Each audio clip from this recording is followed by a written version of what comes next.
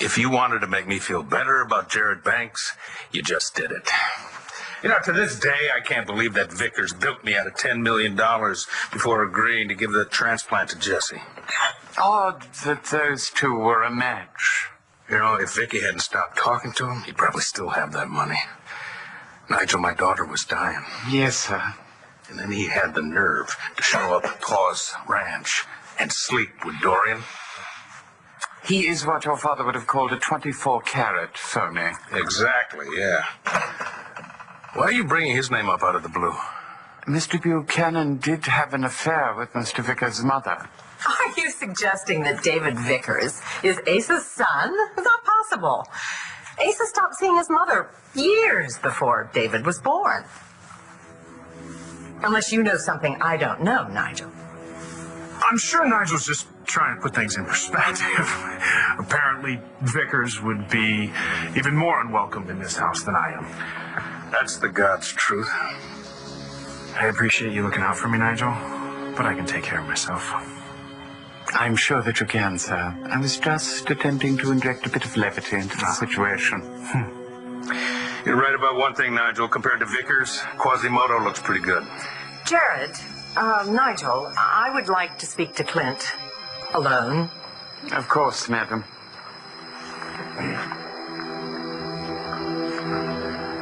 Renee, you ready for a drink? Yes, thank you. Clint, what are you going to do with this anger when the DNA test shows that Jared is Ace's son?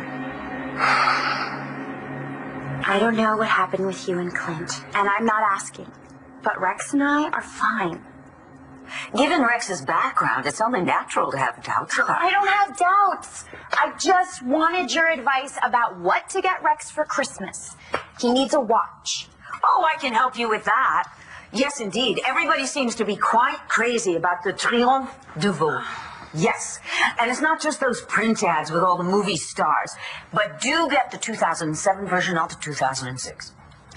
Rex would not be comfortable wearing something that expensive, and besides, I couldn't afford it. I just want a good-looking, dependable watch that I can get engraved. Why don't you let me buy the Triomphe de Veau for you? Because this is a gift from me, not you. And I don't have that kind of money. Is this about my losing your money from Aunt Betsy? No, it's not. I'm not interested in money. You know that. Except when you want to buy your lover a watch. That I can afford. I want to make sure, now that I have a foster daughter, that my two daughters know how very special they are to me. So please, let me buy you this watch. There is no reason for you to have to scrimp. I'm not scrimping. Besides, you of all people should know that money does not buy you happiness. You and Clint are both millionaires, and you still couldn't make it work. Yes, Clint and I did have our issues, but money was not one of them. But you know the old adage, when poverty knocks at the door, love flies out the window. No, I'm not talking about money. I just want a little bit of advice. Huh. Why don't you try hiring Antonio's booker? Natalie tells me that his place has been packed ever since that guy started booking his acts. Yeah, I noticed. But this is about Adriana. You guys okay? But we're fine. It's just... Okay, her family's rich and I'm not. I know that, Tim. And with the club failing and not much action on the PI front, how am I supposed to get the girl a Christmas present that's worthy of her? I can answer that. What you do is you get yourself a ribbon, you tie it around you, and then you put yourself underneath the tree. And if Adriana's anything like me, and I think that she is, that's all that she's going to want. I care about you, Sarah. You know that. Which is why it just feels weird talking to you about my ex. Well, it's not exactly my idea of a laugh riot either, but if it's going to be weird between us until she gets out of the coma... Okay, you gotta... I mean, we work together. We see each other every day. And then there's that other thing. What other thing?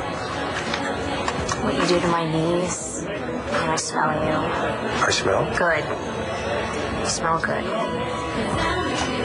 I'm sorry. I shouldn't have said it. No, wait a minute. I think I smell like turpentine. Stop.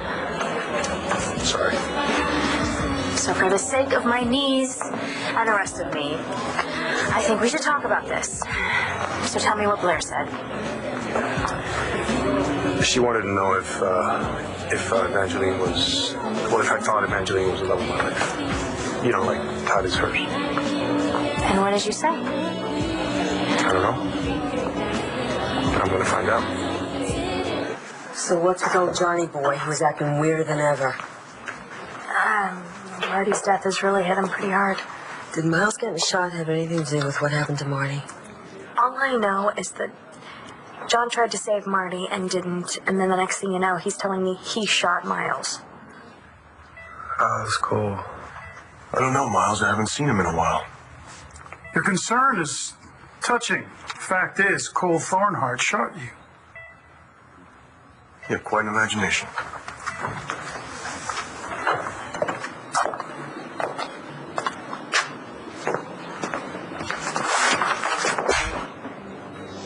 That's from Miles. Forget him. Now, tell the commissioner Cole Thornhart shot you. Miles, if Cole shot you, we need to get that kid some help. And we just lost his mother. Maybe he went off the deep end. You tell me the truth, I'll see what I can do. John, please get out of my way! Please! Cole, what are you doing? Sorry. I don't remember who shot